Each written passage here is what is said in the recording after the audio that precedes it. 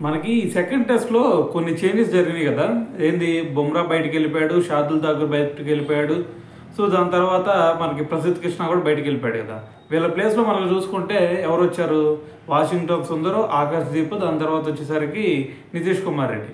So, వీళ్ళు ముగ్గురు వచ్చారు కదా! అయితే ఇక్కడ వాషింగ్టన్ సుందర్‌ని ఎందుకు తీసుకున్నారు అని చెప్పేసి మనకి ఎవరు సునీల్ గవాస్కర్, రవిశాస్త్రి అదేవిధంగా సౌరవ్ గంగూలీ వీళ్ళ ముగ్గురు కూడా ఫైర్ అయ్యారు. కుల్దీప్ యాదవ్ ఉండాల్సింది. కుల్దీప్ యాదవ్‌ని తీసుకున్నట్టయితే ఇది కొంచెం స్పిన్‌కి అనుకూలించిద్ది. సో, దీంట్లో కుల్దీప్ యాదవ్‌ని గనక తీసుకుంటే మ్యాచ్ మొత్తం టర్న్ చేయొచ్చు కదా!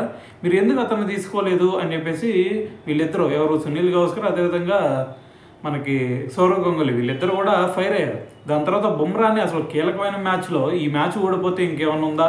మరి ఈ మ్యాచ్‌లో బుమ్రాని ఉంచాల్సింది పోయి 8 రోజులు మనకి మధ్యలో గ్యాప్ వచ్చినా సరే మీరు బుమ్రాని ఎందుకు తీసుకోలేదు అని చెప్పేసి రవిశాస్త్రి కూడా మాట్లాడాడు. అయితే దీని గురించి నిన్న మ్యాచ్ కంప్లీట్ అయిన తర్వాత ఫస్ట్ డే యశస్వి జైస్వాల్ ఒక్క మాటతో తేల్చిపడేశాడు. మాకు సెలక్షన్ మీద ఎటువంటి సందేహం లేదు.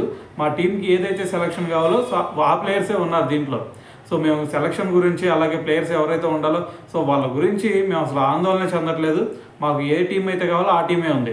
దాని తర్వాత శుభ్మన్ గిల్ చూసుకుంటే మాకెళ్ళి ఒక బ్యాటర్గా ఒక కెప్టెన్గా ఎక్సలెంట్ పర్ఫార్మెన్స్ ఇస్తూ ఉన్నాడు. సో, కాబట్టి మేము దీని గురించి ఎటువంటి దిగులు చెందలేదు. దాంతోపాటు శుభ్మన్ గిల్కి కూడా మ్యాచ్ని ఎలా ముందుకు తీసుకెళ్ళాలి అనేది తనకి స్పష్టమైన అవగాహన ఉంది. సో, దీంట్లో ఎవరు కూడా ఆందోళన చెందాల్సిన అవసరం లేదని చెప్పేసి యశస్వి జైస్వాల్ మాట్లాడాడు. సో, మరి దీన్ని చూసిన తర్వాత మరి వాళ్ళందరికీ కౌంటర్ ఇచ్చినట్టు అనిపిస్తూ ఉంది. సో, మరి దీని గురించి మరి మీకేమనిపిస్తుంది అనేది కింద కామెంట్ చేయండి.